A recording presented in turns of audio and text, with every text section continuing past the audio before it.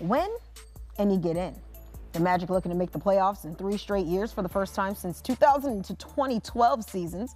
Winner clinching the 8th seed in the East and playing the 1 seed Pistons in the first round. Mid-first, Paolo Banchero drives over the shoulder to Wendell Carter Jr.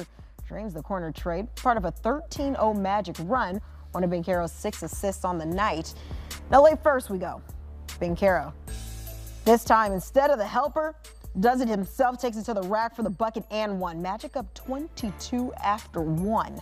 Now late second, tensions rising for the Hornets down 26. Miles Bridges with the ball.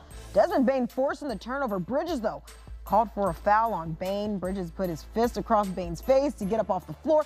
He was assessed a dead ball technical foul. All right, let's get things in order, fellas. Minute later. In transition, Franz Wagner lobs it up to Jalen Suggs. He throws it down. Magic up 31 at the break.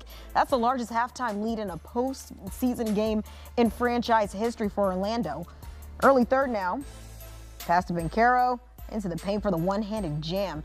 Banchero finished with 25 points as the Magic dominate this one 121-90, making the playoffs in 3 straight years for the first time since the 2007 through 2012 season.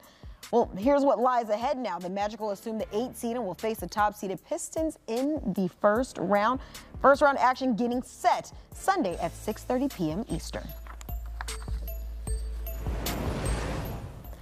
We are now joined by CBS Sports NBA analyst John Gonzalez. And John, I'm going to be honest with you.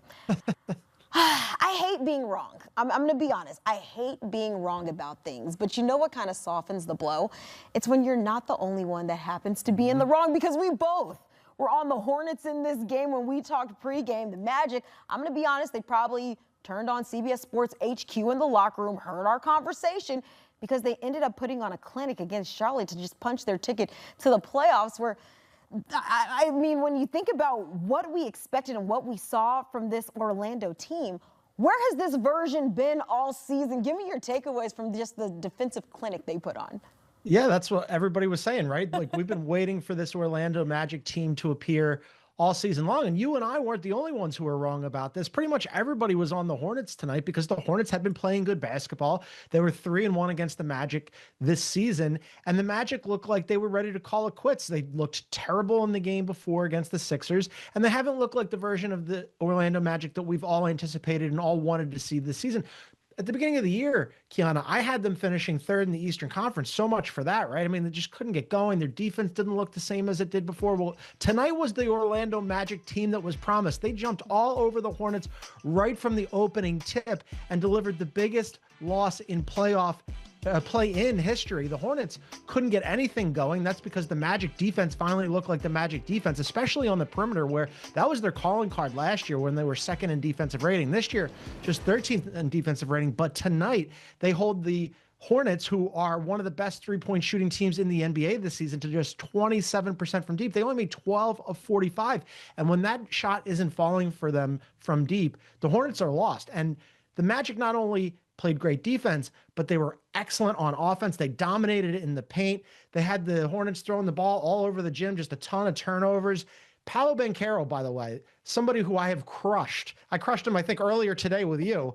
He was excellent tonight. So kudos to him, kudos to the entire team. And now they're moving on to play the Pistons. I'm going to be honest. Yeah, you did. You did kind of crush him pregame, but you said that this is a game that if the Magic had a chance, they were going to have to rely on Desmond Bane. He was going to have a big offensive night. But meanwhile, like you mentioned, Paolo Banchero coming through in the clutch. Meanwhile, I feel like a number of players for the Magic stepping up in this one. I mean, but maybe better late than never is maybe an answer for that. But how about Charlotte? Because they did just survive a 1-point overtime game against Miami just 2 nights ago. That's a game that had 16 lead changes, 17 ties. In your eyes, did the Hornets look like a team that maybe emptied the tank just to get to this moment, or they're still not quite built for this kind of pressure? Or was this just more about Orlando's defensive pressure? I mean, for sure, credit to Orlando for playing that well, right? Because, you know, you have LaMelo Ball out there, and I've been crushing him too, and I'm still going to continue to crush him because he's out there just jacking up shots that he has no business jacking up. But you've got a guy like Desmond Bane, who I thought he was going to need to have a big offensive night. He didn't really. He only scored 14 points tonight. But what he did do was play defense from the opening tip to the last second that they took him out. Had 3 steals, locked up to LaMelo. LaMelo's out there trying to, I don't know, put together a dribbling highlight reel. And Desmond Bane was picking his pocket clean. So yes, for sure it's about the Magic playing great defense. But then from the Hornets perspective, I think you're right. They only get the 1-point win in overtime against the Heat, right? And they came out of that feeling themselves. And I think they were maybe a little high on their own supply here. They had a great season, no doubt about it. Definitely exceeded expectations. Super fun team to watch, very entertaining. They've got some really nice young pieces. But this is a situation where they haven't been in the playoffs since 2016. If you want to make the playoffs, you got to win gritty and tough sometimes. And tonight, the Magic decided we're going to be physical. We're going to be the adults. We've gone to the playoffs several years in a row. You haven't. You have to come through us in our gym.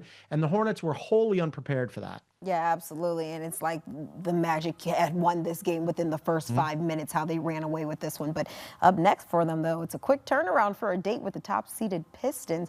The Magic were able to take 2 of the 4 against them earlier in this season. I want to get your early scouting report for this first-round showdown. This could be a rock fight, right? I mean, like, people who'll say, oh, the basketball in the NBA was better in the 90s, late 90s, when it was all about defense and toughness and grittiness and all that stuff. Well, I hope you enjoy this series because that's what you're looking at right now. And these two teams are very, very similar in that, the Pistons, I think the Magic are sort of like the worst version of the Pistons. The Pistons are the #1 seed for a reason. They do a lot of things well. They're even a top 10 offense, even though they don't get credit for that. But they're the #2 defense in the NBA behind only Oklahoma City. And they've got a lot of big bodies and they win in the paint. Well, what do the Magic do? Same thing. A lot of big bodies. They play good defense and they win in the paint. The difference is that the Pistons are second in defensive rating. The Magic are 13th.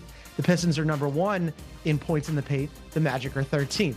Neither of these teams shoot very well. The Pistons, though, are 17th in three-point percentage. The Magic are 27th. So all the things that the Pistons do well, the Magic do, they just do it a little bit worse. So I think you're going to see 2 very similar styles in this series. It's going to be a lot of defense, a lot of physicality, and probably not much offense.